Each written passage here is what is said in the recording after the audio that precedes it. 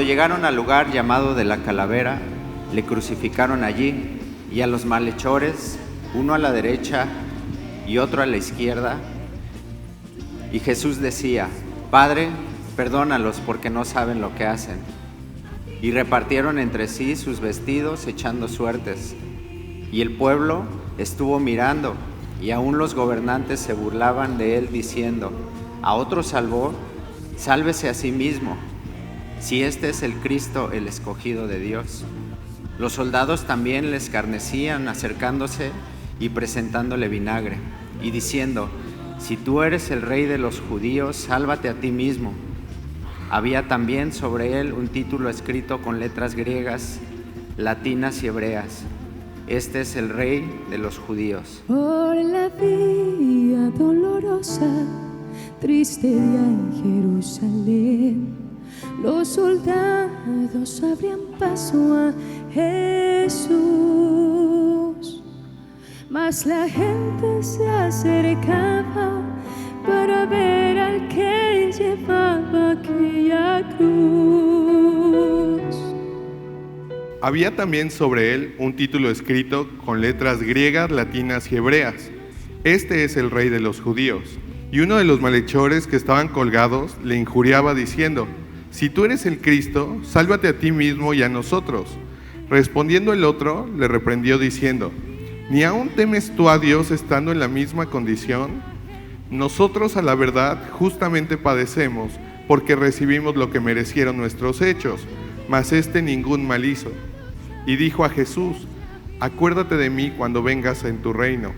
Entonces Jesús le dijo: de cierto te digo que hoy estarás conmigo en el paraíso. Te doy gracias por morir por mí. Te doy gracias, nuevo soy en ti. Te doy gracias, tengo libertad.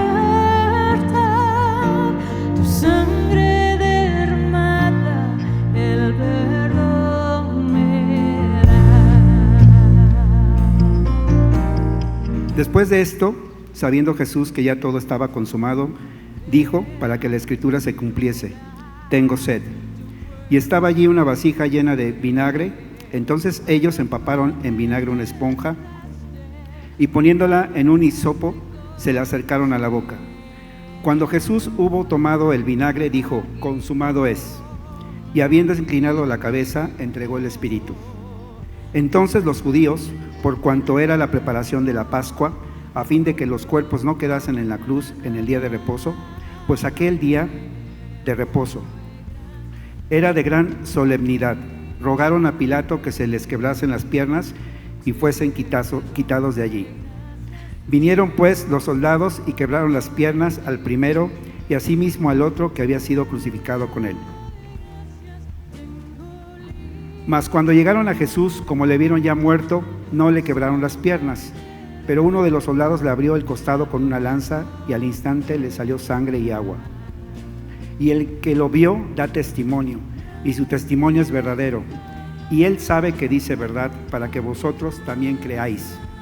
Porque estas cosas sucedieron para que se cumpliese la escritura: no será quebrado hueso suyo. Y también otra escritura dice: mirarán al que traspasaron. Nada se compara al poder que hay en la sangre de Jesús.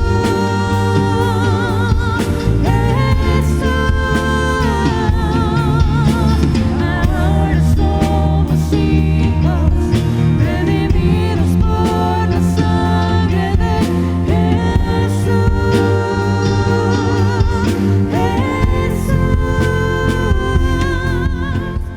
Después de todo esto, José de Arimatea, que era discípulo de Jesús, pero secretamente por miedo de los judíos, rogó a Pilato que le permitiese llevarse el cuerpo de Jesús.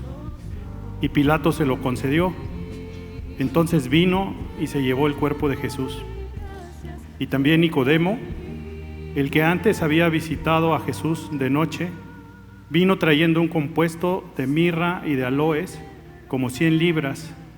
Tomaron pues el cuerpo de Jesús y lo envolvieron en lienzos con especias aromáticas, según es costumbre sepultar entre los judíos.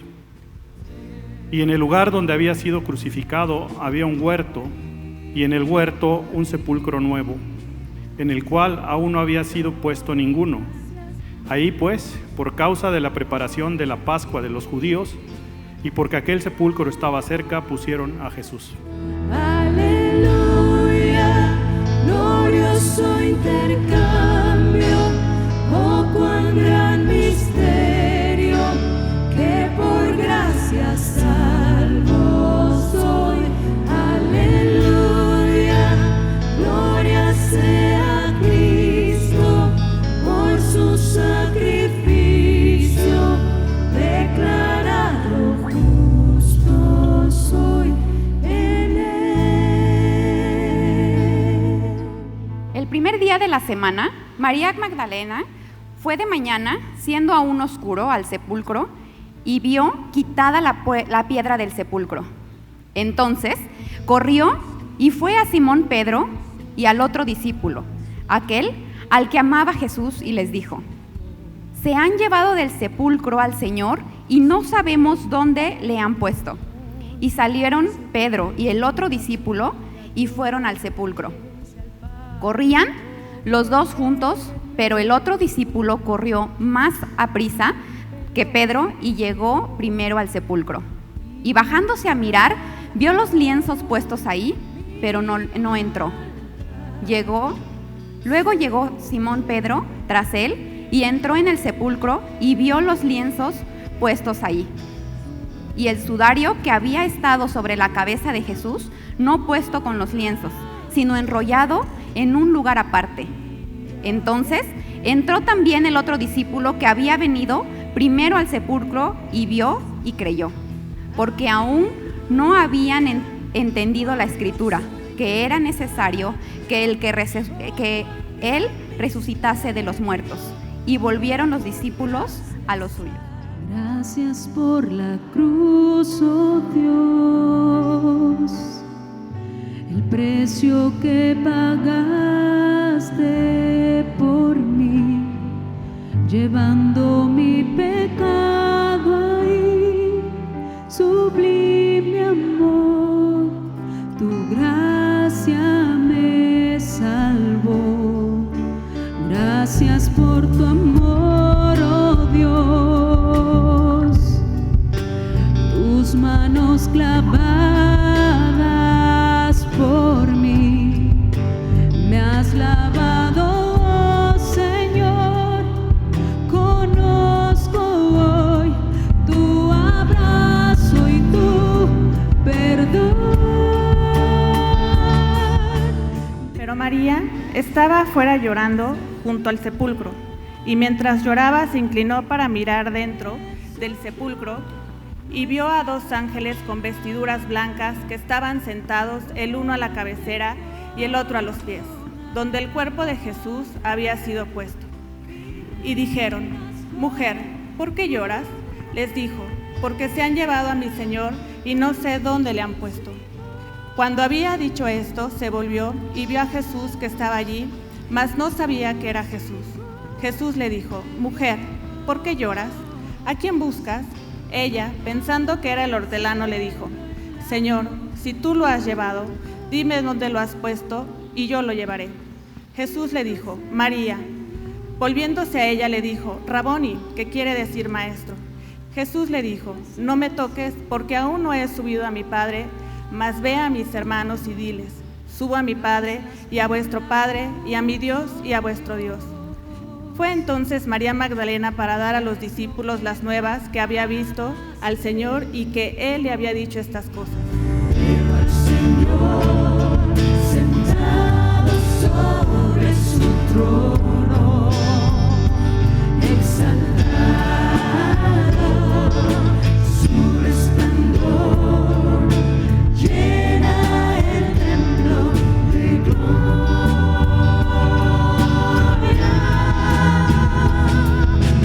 Toda la tierra está llena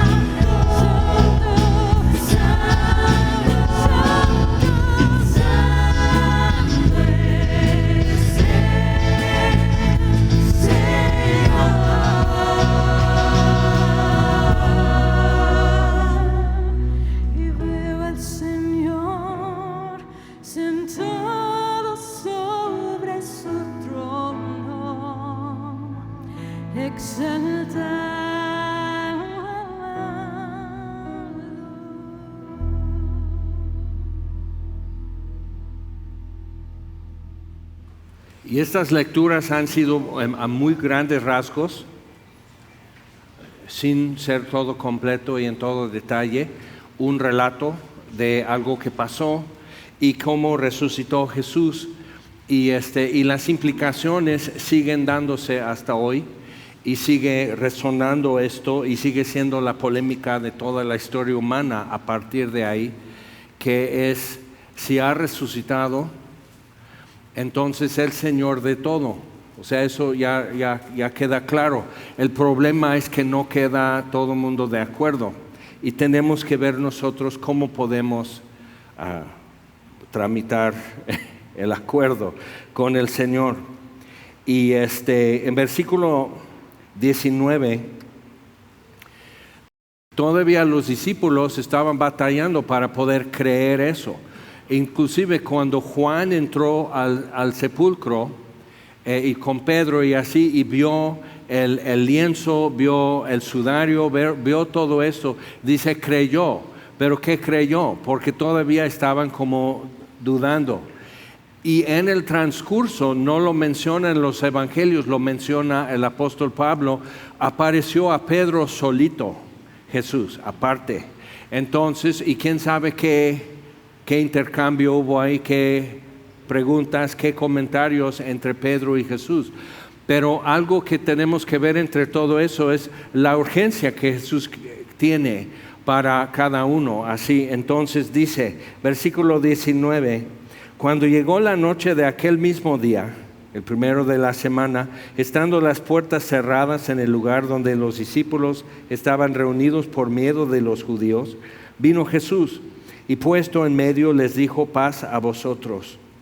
Y cuando les hubo dicho esto, les mostró las manos y el costado, y los discípulos se regocijaron viendo al Señor. Entonces Jesús les dijo otra vez: paz a vosotros. Como me envió el Padre, así también yo os envío. Y habiendo dicho esto, sopló y les dijo: recibid el Espíritu Santo. A quienes remitiereis los pecados, les son remitidos, y a quienes se los retuviereis, les son retenidos. Entonces el encargo que les dio de anunciar el Evangelio, que es también la resurrección de Jesús, es algo solemne, es porque es poder decir, en base a tu fe en estos hechos históricos, yo te puedo decir que tus pecados son perdonados. O si lo rechazas, yo te puedo decir que tus pecados aún están sobre ti. Entonces, muy solemne. Pero vamos a ir, por favor, a San Juan capítulo 5. Y gran parte de la polémica y la contienda y el odio que ya para entonces, por cuestiones religiosas realmente nacionalistas y en cierta forma mitológicas, los judíos ya habían convertido el día de reposo en un ídolo. Entonces Jesús hacía milagros luego en el día de reposo, y como para ellos eso no está en el libro de reglas. El problema es que jamás está escrito: no haréis milagros en el día de reposo. Solo dice que no puedes hacer ningún trabajo usual. El problema con eso es que para Dios un milagro no es trabajo, y milagro por definición no es normal, no es usual. Entonces en capítulo 5 Jesús llega al estanque de Betesda, es donde lavaban los borregos antes de llevarlos al altar, pero alrededor había una multitud de enfermos y Jesús se detiene con uno, atraviesa ahí, que no era el acceso normal para llegar al templo, en la plaza del templo, pero atraviesa a propósito, pero solo habla con uno, que igual como que nos brinca. ¿Y pues por qué no se detiene tantito? Mira, en su entrada triunfal entra y ya los discípulos traen a toda esa multitud, ¿ok? Pero algunos van a tener que esperar un poco y nos nos perturba eso luego, pero es que luego no leemos bien la Biblia, no leemos bien los evangelios para saber cómo hubo. Entonces, después de expulsar y echar fuera a todos los mercaderes y todos los comerciantes y todo lo que vendían y todo eso y cambiaban moneda y todo, después de echar fuera todo eso de la enorme plaza del templo, Jesús manda a traer a los enfermos y los sana ahí mismo. Entonces, y dice, esta casa será llamada casa de oración para todas las naciones. Entonces, es muy importante ver eso, que hay un tiempo en estas cosas, pero es importante reconocer cuándo es mi tiempo también de entrar y tomar un paso en eso. Entonces, dice, habiéndolo hecho, y ya le están diciendo que no lo tiene que hacer, y le preguntan, dice, no puedes tomar tu lecho al paralítico que Jesús sanó, no está permitido, eso es ilegal, eso quebranta el mandamiento, y no era cierto. Jesús no va a quebrantar su propia ley. Pero él dice, el que me sanó me dijo que llevara mi petate a mi casa, ¿ok? Es como el ladrón en la cruz, o sea, él me dijo que hoy puedo estar con él. O sea, eso es suficiente. Entonces, es importante ver eso. Versículo 24, Jesús entonces, porque está viendo cómo la gente está así, que con qué autoridad tiene Jesús para mover donde nosotros hemos puesto los trafitambos y los conos y la cinta amarilla, y que aquí puedes y aquí no puedes. O sea, ¿en qué autoridad haces esto? Y Jesús dice, versículo 24, de cierto os digo, el que oye mi palabra y crea al que me envió tiene vida eterna y no vendrá a condenación. En esa autoridad. Y pues tendríamos que probar si es cierto, si estoy oyendo su palabra y estoy creyendo que el Padre lo envió, que es enviado del cielo. Tiene vida eterna y no vendrá a condenación, mas ha pasado de muerte a vida. Entonces, lo que tendría yo que estar buscando primeramente con eso es, bueno, es bonito texto bíblico, pero ¿hay señas de vida?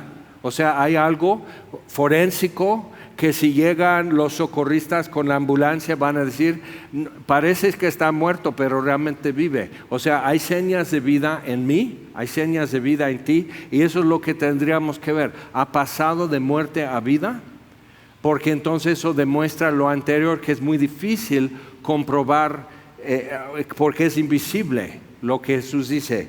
Tiene vida eterna, no vendrá a condenación. De cierto os digo, viene la hora, y ahora es cuando los muertos oirán la voz del Hijo de Dios, y los que la oyeren vivirán. Entonces eso es muy fuerte, porque la mayoría de los que están oyendo no están pensando, pues yo sí estoy muerto en delitos y pecados. No tienen esa teología. Yo soy de la casa de Israel, entonces ya soy escogido por Dios. Sí, pero ¿hay señas de vida? Entonces es muy importante ver esa parte. Ahora, vamos arriba cuando está la contienda de que quién te dio permiso a llevar esto, porque el que me sanó, sí, pero no le preguntan quién le sanó, le preguntan quién le dijo lleva tu petate a tu casa, como si eso fuera lo esencial, lo más importante. Es importante ver eso, que nosotros decimos, ay, qué brutos fariseos, ¿no? Qué brutos legalistas. Cuidado con eso, porque nosotros lo hacemos.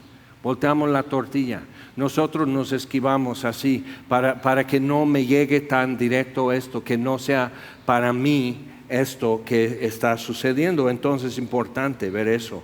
Entonces él dice en versículo 17, porque está la contienda, dice, Jesús les respondió, mi Padre hasta ahora trabaja y yo trabajo. O sea, la contienda empezó en Galilea cuando él sanó la mano de un hombre, tenía su mano seca. Entonces Jesús le sanó, pero fue en la sinagoga en el día de reposo, y a partir de ahí es el comienzo de su ministerio. Ya le querían destruir por haber hecho eso. Pero nadie le pregunta al hombre que ya no podía trabajar, no podía comulgar porque su mano así. Entonces nadie le pregunta, ¿tú qué piensas? ¿Le perdonamos a Jesús por no hacer lo que nosotros o le dejamos seguir haciéndolo. Es importante ver eso, que nadie así. Y sabes que si tú decides, yo voy a caminar con Jesucristo, yo voy a vivir para Él, no te van a decir, ¿y qué te hizo? O sea, no te dimos permiso para seguir a Jesús. Eso va a ser siempre la postura, que no te dimos permiso. Pero ¿qué te dice Jesús? Eso es lo que vamos a tener que acomodar en nosotros. Y dice, mi Padre hasta ahora trabaja y yo trabajo. Ahora, en el Talmud, los rabinos durante tiempo, porque no hubo profeta, 400 años estaban con sus ideas y tratando de entender y comentar y formar una identidad en exilio, en Persia, hacer una identidad nacional con esperanza en Dios. Y cómo vivir en exilio rodeado de gente hostil, cómo vivir como Dios les había dicho. Entonces, parte de eso es que el único que puede trabajar el día de reposo es Dios, porque quebrantamos su reposo. Vamos a Génesis, capítulo 1.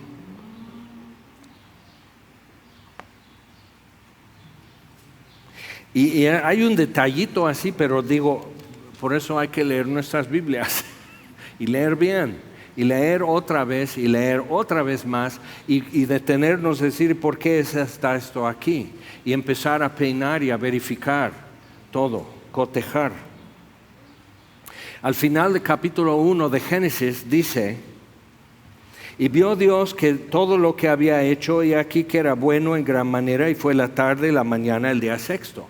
Y cada día de la creación fue el día primero. Fue la tarde, fue la mañana, fue el día primero, segundo, tercero. Llega hasta el sexto, capítulo 2, versículo 1, dice, fueron pues acabados los cielos y la tierra, y todo el ejército de ellos, y acabó Dios en el día séptimo la obra que hizo y reposó. No descansó porque no se cansa, pero reposó el día séptimo en toda la obra que hizo. Y bendijo Dios al día séptimo y lo santificó, porque en él reposó de toda la obra que había hecho en la creación. Pero el hombre pecó. Ahora, es importante ver eso. Hay un detalle con eso que va a decir, ay, pues qué detalle. Aguántame.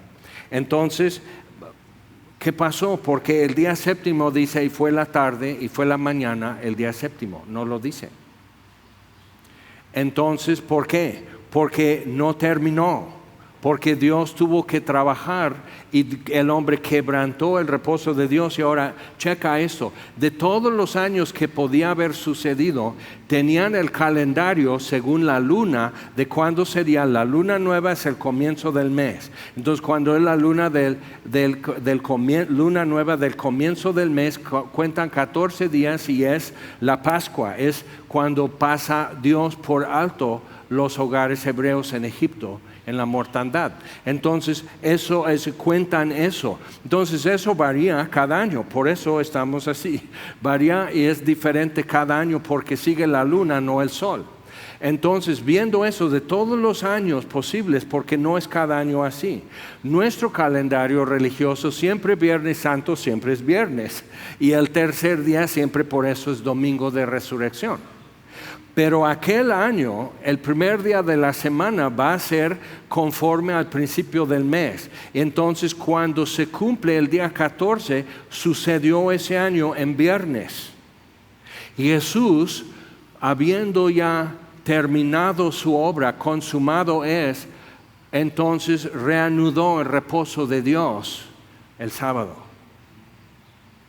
Y no era cada año así que el día de la Pascua cayera un día antes que el día de reposo, pero por eso estaban apurados para dejar el cuerpo de Jesús en el sepulcro, porque ya no podían cargar cosas, ya no podían envolver, ya no podían llevar así bolsas o canastas con las especies, ya tenían que dejarlo así. Y por eso los sacerdotes y escribas estaban apurándole a Pilato, porque el día siguiente era día santo, porque era día de reposo, y era el día de reposo durante los días de pan sin levadura. Eran días solemnes. Entonces tenían que bajarlos de la cruz. Pero Jesús ya había muerto. Entonces todo eso es importante. Si Él no se muere a tiempo, ¿ok? Entonces no les da tiempo dejar el cuerpo en el sepulcro, y que así en el reposo de muerte, que es lo que Adán escogió, sin ver todas las ramificaciones, entonces cumple el reposo que el hombre quebrantó. El postrer Adán sí guardó el reposo. Es importante ver eso. Es un detalle, pero tu corazón late así. Es un detalle, pero nomás no late una vez y ya vas a sentir cómo se descompone todo. Entonces es un detalle. Y bendijo Dios al día séptimo y lo santificó, porque en él reposó de toda la obra que había hecho en la creación. Ahora, en Romanos y en Hebreos recalca eso mucho, de que Dios reposó de sus obras, y el que entra, dice en Hebreos, el que entra en el reposo de Dios ha reposado de sus obras, así como Dios de las suyas. Entonces por eso Jesús dice antes de la cruz, en el estanque de Betesda, dice: mi Padre hasta ahora trabaja y yo trabajo. Que eso era lo que no esperaban. Los rabinos dirían: sí, Dios es el que trabaja en el día de reposo, nosotros no. Entonces nosotros estamos obedeciendo a Dios en el día de reposo, y Jesús dice: yo también. Mi Padre hasta ahora trabajo y yo trabajo. Pero en la cruz, cuando supo que todas las cosas ya estaban consumadas, dijo: consumado es, y entregó el Espíritu. Importante. Entonces volvamos por favor a Juan 20. Hay una parte cuando le están interrogando a Jesús en casa del sumo sacerdote, buscando de qué acusarle, y nadie concuerda, y no hay dos testigos que puedan decir lo mismo acerca de Jesús. Le acusan de querer destruir el templo, que era ya otro ídolo para los judíos. Entonces le acusan de eso, pero nadie se pone de acuerdo al decirlo. Y por fin el sumo sacerdote le dice a Jesús, y invoca al Altísimo y dice: dinos de una vez, ¿eres el Hijo del Altísimo? Y Jesús dice: lo soy. Y más adelante verán al Hijo del Hombre. Entonces eso invoca para ellos el Antiguo Testamento. Verán al Hijo del Hombre viniendo en las nubes del cielo con gloria y poder. Entonces el sumo sacerdote rasga sus vestidos y ya le condenan a muerte. ¿Por qué? Porque él está diciendo: yo soy Dios. Viene del libro de Daniel, y es un problema porque los sacerdotes eran los saduceos y no creían en la resurrección. Entonces eso no puede suceder, porque este hombre mañana a más tardar tiene que morir, y estamos buscando la forma, pero de que se haga, se va a hacer. Entonces tiene que morir, sí. Pero más adelante me verán viniendo en las nubes del cielo con gloria y poder. Y eso es para juzgar a los vivos y a los muertos, como dice el credo. Ahora, Juan 20, entonces eso es muy fuerte. Casi lo que yo he visto en México es que todo el mundo está muy así, con golpes de pecho y muy santiguado en Viernes Santo. Y domingo ya ni se pueden levantar. Pero Jesús muy de mañana, haciendo aún oscuro, sí se levantó, porque tenía algo que hacer. Tenía que dar las nuevas él mismo a los que fueran testigos de su resurrección. Entonces aquí estamos nosotros igual, testigos de Jesús. No solo murió por mis pecados, sino también resucitó. Y seguimos, dice, versículo 24. Juan 20, versículo 24. Pero Tomás, uno de los 12, llamado Dídimo, o el gemelo, no estaba con ellos cuando Jesús vino. Le dijeron pues los otros discípulos: vemos cómo empiezan a dispersarse sin Jesús.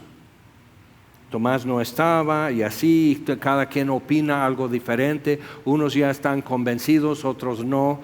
Entonces Tomás dice: le dijeron pues los otros discípulos: al Señor hemos visto. Ojo, y sí es importante, en los 80, en los 90 empezaron a decir: tienes que recibir a Jesús como tu único y suficiente Salvador y Señor. Entonces agarraban eso, porque cualquiera dice: no, pues yo sí creo que es mi Salvador. Ajá. Pero checa eso. En todo lo que lees de los 4 evangelios, nunca Judas Iscariote le llama Señor. Cuando le entrega con un beso dice Maestro, pero nunca le llama Señor. Y María Magdalena, pensando que es el hortelano, dice, han llevado a mi Señor. Y no sé dónde la han puesto. Entonces hay que ver eso. Y no está diciendo mi marido como algunos alegan, porque no sería la palabra Señor en el Nuevo Testamento en griego, ni en arameo, que es lo que ella estaba diciendo. Diría mi marido y no lo dice. Entonces deja esa basura, no es lo que la Biblia dice. Y no es histórico. Se han llevado a mi Señor. Lo que aquí dice Tomás. Ve. Él les dijo, si no viere en sus manos la señal de los clavos, y metiere mi dedo en el lugar de los clavos, y metiere mi mano en su costado, no creeré.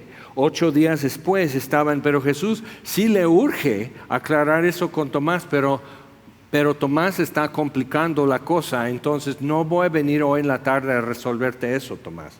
Entonces, 8 días después estaban otra vez sus discípulos dentro y con ellos Tomás. Llegó Jesús estando las puertas cerradas y se puso en medio y les dijo, paz a vosotros. Luego dijo a Tomás, entonces aun cuando tú no ves a Jesús te ve, y aun cuando tú no le escuchas te escucha, y aun cuando tú estás dudando, Él no duda. Es importante. Entonces dice, pon aquí tu dedo y mira mis manos, acerca tu mano. Entonces tiene que subir su túnica, métela en mi costado y no seas incrédulo sino creyente. Es Jesús. Entonces Tomás respondió y le dijo, Señor mío y Dios mío. Otra vez, ya quedó convencido.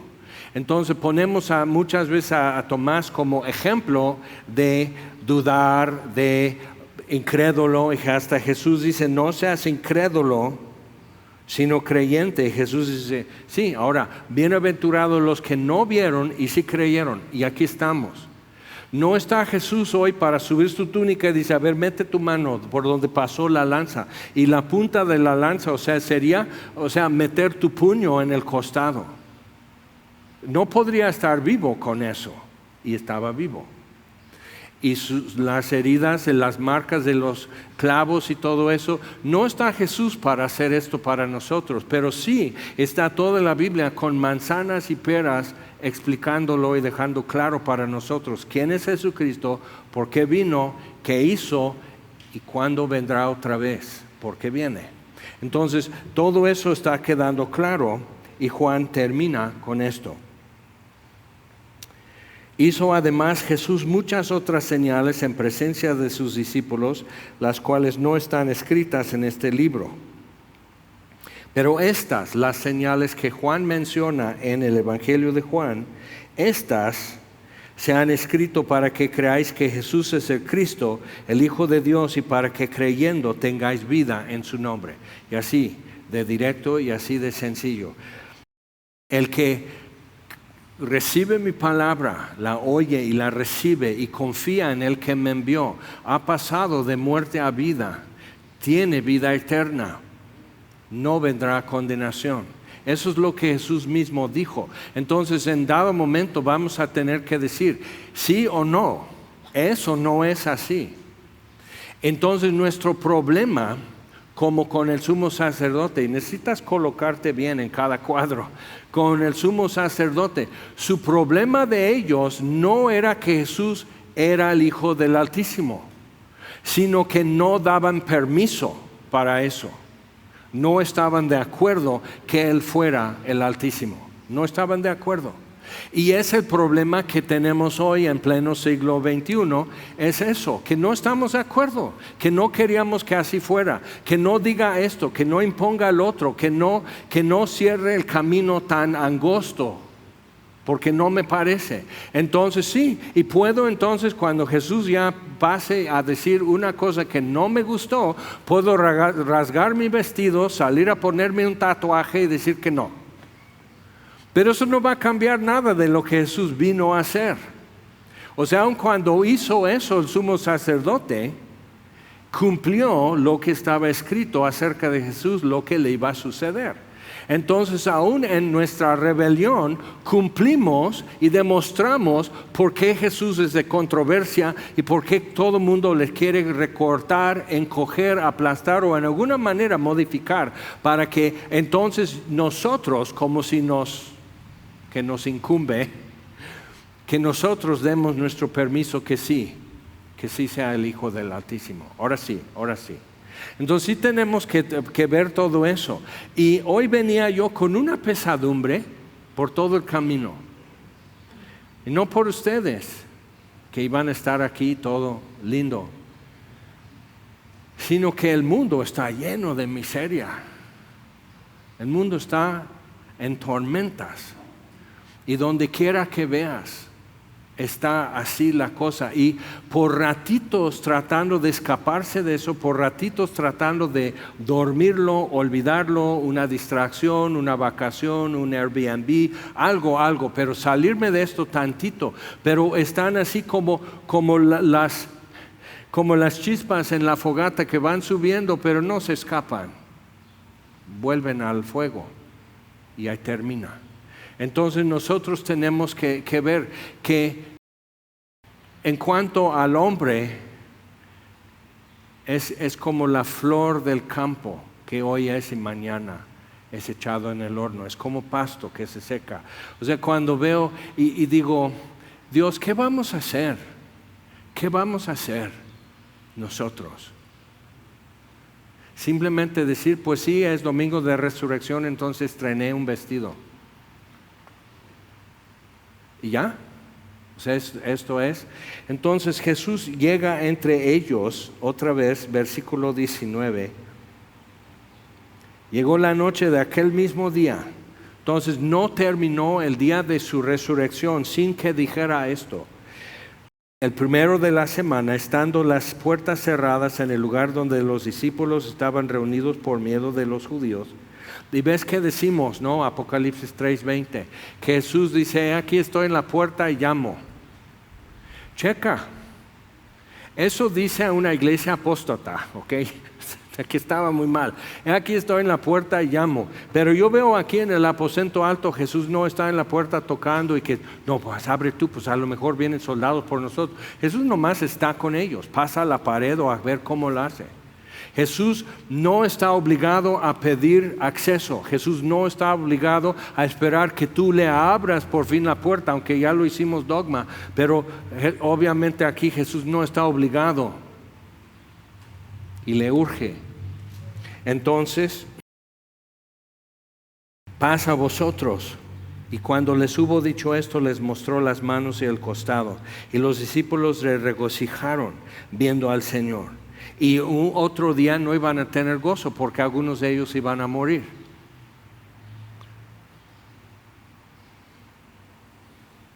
Pero este día sí. Entonces Jesús les dijo otra vez, pasa a vosotros, como me envió el Padre y como le envió. Para hacer luz, y la luz en las tinieblas resplandece y las tinieblas no prevalecieron contra ella. Yo soy el pan que descendió del cielo y el pan que doy al mundo es mi carne. Entonces, como le envió el Padre, así les envío. Y también cuando entra y abre ya públicamente, es quien soy, dice, el Espíritu del Señor está sobre mí por cuanto me ha ungido el Señor para anunciar buenas nuevas a los pobres y pregonar libertad a los cautivos y vendar a los quebrantados de corazón. Me ha enviado para eso, su Espíritu sobre mí. Entonces, como el Padre me ha enviado, así yo a ustedes. Y habiendo dicho esto, sopló y les dijo, recibid el Espíritu Santo. A quienes remitiereis los pecados les son remitidos, a quienes se los retuviereis les son retenidos. Y en eso nos quedamos. Entonces, como el Padre le envió, nos envía. ¿Y qué vamos a hacer? ¿Y qué me hace falta realmente? Y te digo una cosa, que si en verdad necesitaras una prueba tan contundente, inolvidable, como lo que Tomás necesitaba, Jesús se encarga. Pero no digas, yo le dije a Dios, si tú quieres que yo vaya a otro país, a servirte, pues tú nomás dime, y yo seguí mi vida como si nada. Y Dios dice, chifla y llega tu Uber, así, rapidito, vas. Entonces, ve esto, voy a creer y voy a hacer lo que tú dices y tú vas a ser Señor, porque lo eres, pero ahora me ubico bajo tu señorío. Pero necesito una confirmación, necesito una prueba, necesito algo que me quite toda duda. ¿Necesitas? No lo estoy diciendo sarcásticamente. ¿Necesitas? Tomás lo necesitó y lo recibió y fue hasta la India. O sea, ni los otros fueron a un lugar tan bárbaro de aquellos tiempos. Más allá de civilización era. Alejandro Magno, cuando le dijeron conquistó Persia, ¿y qué hay más allá de esto? Dice, no, puros bárbaros. Y Tomás fue. Y lo mataron. Y cuando siglos después llegaron misioneros a la India, encontraron en el occidente de India una comunidad que tenía cristianos. Ahora, haz tú algo que dure siglos y que sepan por qué creen en Jesús hoy.